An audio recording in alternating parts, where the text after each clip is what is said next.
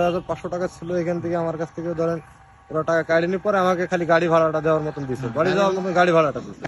এই যে আপনারা দেখতেছেন, আমরা এই যে বাঁশের ব্যারিকেড দেওয়ার পরেও ঠিক আছে, এই যে এই ধরনের রিকশালার কাছ থেকে এই যে ইতিমধ্যে এই ভাইয়ের কাছ থেকে আমাদের 4,000 টাকা এখান থেকে রাইখে দিছে। ঠিক আছে, 4,000 টাকা রাইখে দেওয়ার পরে মনে করেন যে আমরা বাঁশের ব্যারিকেড দিচ্ছিলাম ছাত্র সমাজরা, সেই বাঁশের ব্যারিকেড দ্বিধাবোধ করেও তারপরে রিক্সা লাগার সিন্ডিকেট থামতেছে না। তারপরে তারা বিভিন্ন প্রতারণার মাধ্যমে তারা এইভাবে আমাদের অসহায় যাত্রীদের নিয়ে এসে আমাদের বিভিন্ন ধরনের প্রতারণা করছে।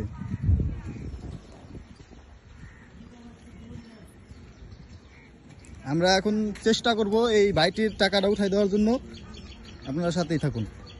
হ্যালো, দেখেন আমরা এখানে ছাত্র সমাজে আসছিলাম, আমরা সবাই আমাদের সাথে কথা বলতেছে। ঠিক আছে, আপনি টাকা নিচ্ছেন কত টাকা নিচ্ছেন? 6,500 টাকা ছিল।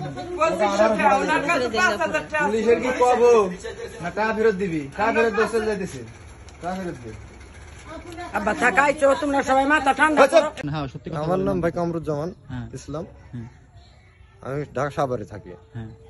এখানে আসছিলাম তো যে জানেন আপনারা এখানে যে কি বিষয় আসে না আসে, এখানে সে বিষয়ে আসছিলাম। তো এখানে এসে আমাদের সাথে ধরেন এটা প্রতারণা করার মতন করে টাকা ধরেন কাড়ে নিচ্ছে। আপনার কাছ থেকে কত টাকা নিচ্ছে? এখানে আমার কাছে ছিল গাড়ি ভাড়াটা আপনাকে দিয়ে দিছে, যে আমরা যে যাওয়ার পরে যে তারা বললো যে 2500 টাকা দিছে, এবং আপনাকে যে এই 2500 টাকা ব্যাগ দিল, যে ধরেন আপনাকে যে 2500 টাকা তারা ফেরত দিল, আপনি কি বলতে চাইতেছেন যে এই টাকা আপনি সন্তুষ্ট, বা আপনি কি এটা কি প্রশাসনের দৃষ্টি আকর্ষণ করছেন, বা কি প্রশাসনের দৃষ্টি আকর্ষণ বলতে কি ভাই আমি বুঝাতে পারছিলাম। আচ্ছা ভাই, সমস্যা নেই, আপনি বলতে পারতেছেন না। এখন কথা হলো, আপনার কাছ থেকে মোট 6,000 টাকার ভিতরে 1800 টাকা ব্যাগ দিছে, আর বাদ বাকি টাকা তারা রাইখে দেয়, জোর জুলুম করে রাইখে দেয়। আমরা যাওয়ার পরে মোট 2500 টাকা এখান থেকে উদ্ধার করতে পারি। ঠিক আছে, এবং আমরা হ্যালো আসসালামু আলাইকুম। এই দেখেন আমরা এখানে ব্যারিকেড, ছাত্র সমান ব্যারিকেড দেওয়ার পরেও এখানে বিভিন্ন পর্যায়ে বিভিন্ন ধরনের চাঁদাবাজি এখনো থামে নাই। রিক্সাওয়ালারা বিভিন্ন চক্র, তারা এখানে বিভিন্ন ভাবে প্রতারণার মাধ্যমে বিভিন্ন যাত্রীকে নিয়ে এসে এখানে হয়রানি করতেছে। আমরা ইতিমধ্যে একজন রিক্সাওয়ালাকে, একজন যাত্রীকে ধরতে পারি, তার কাছ থেকে 6,000 টাকা ছিনতাই করে রেখে দেয়, এবং আমরা যাওয়ার পরে তারা সম্পূর্ণ টাকা অস্বীকার করে বলে যে 2500 টাকা রাখা হয়েছে, এবং আমাদের হাতে 2500 টাকা তুলে দেয়। আমরা 2500 টাকা সেই যাত্রীকে আমরা দিয়ে দিব, এবং দূরত্ব প্রশাসনের দৃষ্টি আকর্ষণ করছি, তারা যাতে এই বিষয়টা দূরত্ব সমাধান করে এবং এই ধরনের সিন্ডিকেট বন্ধ করে।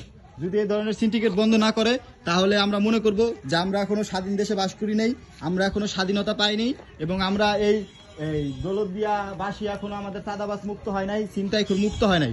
আমরা দূরত্ব এটার পদক্ষেপ চাচ্ছি, এবং আমাদের সাথে আমরা যখন ওনাদের কাছে টাকা উদ্ধার করতে যাই, ওনারা বিভিন্ন মাধ্যমে আমাদেরকে আক্রমণ করতে আসে, এবং আমাদের এক পর্যায়ে আমাদেরকে আক্রমণের শিকার হতে হয়।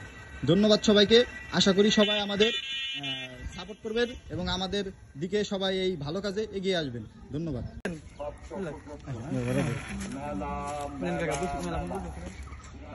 আপনি কার সাপোর্টের কথা বলেন? আপনি একটু বলেন। আপনি কে সাপোর্ট রে ভাই? আপনি কে ভাই? ওনার কাছ থেকে জোর করে টাকা নেওয়া হয়েছে, ওনার মুখেরটা শুনতে। ঠিক আছে, মানে উনি যে ছিল, মানে সেটাই বলতেছে দেবে নাকি?